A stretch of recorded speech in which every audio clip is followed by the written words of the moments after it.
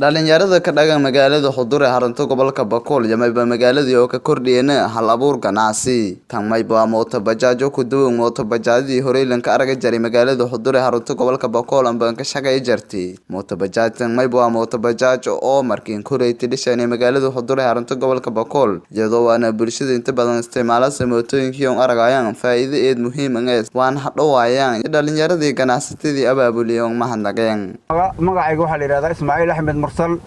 haddaad wax iga weydiisay bajaajkan iyo bajaajkii hore farqi waxa u dhaxeeya gaadiid iyo gaadiid la'aan bay kala yihiin waxa weeye tii hore 5 qof oo waliba cariiri ah bay qaadaysay ama 4 qof tani 12 qof iyo intii kale oo maaragtay bay qaadaysaa aad baa loogu diirsaday waxyaabo fiican bay ku soo kordhisay gaadiid iyo gaadiid la'aan bay kala yihiin maaragtay waxyaabaha wadanka ku soo kordhay ee faa'iidada leh bay kamid tahay faa'iidada labaad oo ay leedahay waxa weeye cid walba gaadiidkan bay samaysatay meeshii maalin dhan loo lugeynay daqiiqada yar bad ku tagaysa faa'iidooyinka maaragtay wadanka ku soo kordhay bay kamid tahay waa ku dhiirigelinaynaa ganacsatada keenta iyo cidda soo dajisa iyo cidda fududeysaba waa u mahadcelinaynaa waxyaabo fiican oo ku soo kordhay bay wadanka kamid tahay halkan aan soo gaarnay waa deegaanka khayr ibdilo weeye bajaad hore iyo bajaad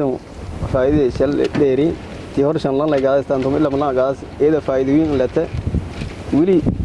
tuma ila malan tuma shan lan tuma ila lan gaastaan faa'iidooyin tan qabta tii hore wal yar leeyahay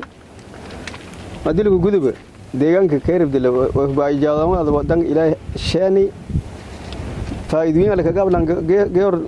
laati afarsaal lutiis dareer shandagi leelije wala kuna maxamed xasan aadan aliiraan bajaaj hor taqmay ku faylata qaab una bajaaj kale an ka aragana oo ma arne waage kadin bari hata yaku ku faylata waa ku darawalka mooto bajaaj oo aan kala kulmay hiluus safar shaqo ka jaray duleedka magaalada Xudur ee xarunta gobolka Bakool oo si ku sheekoyay sidoo ka dhalatay intiisa mooto bajaaj ka kordhiyay gudaha magaalada كوتيرون تانغورتيان بجاج كلا ودي جري بجاج كلا مديون أرني إيمج إيه رابطان شيء بني أد تذكره كنول دقمة حضور حد يصير يوم كباه يمديون إيمينا أرني يات تانكوين الله يلك يرونا يتيسرني تيني لا نينسور تجليه نينسور تجليه شيئني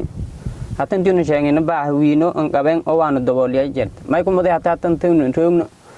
إلا توم قربادا وين تانكل مديا تجيه كلامني عسكران مسبارو يدينو هذا فدي saas dartee tan baxna anfaadi faa'iidadu ku helnay horta tan ba kumade waana beledka banaansheynaa beledka gudaajeyna meel badan ya lagu qeybgaadlay oo mooti ay kalen roogan yeedi languuray may kumade yoon dadkan oo iska hirino sida oroosyo meelo iyo roogan hatta dareerkan antoortii may ku goynay suuqdeela oo isuuna beledka wala ku dheer yoon madan 3 saa oo lideer nin weerayaan tuma ila maqof tuma ila qoro ila afar dareer sid dareer hata yamiya isku kaseedayn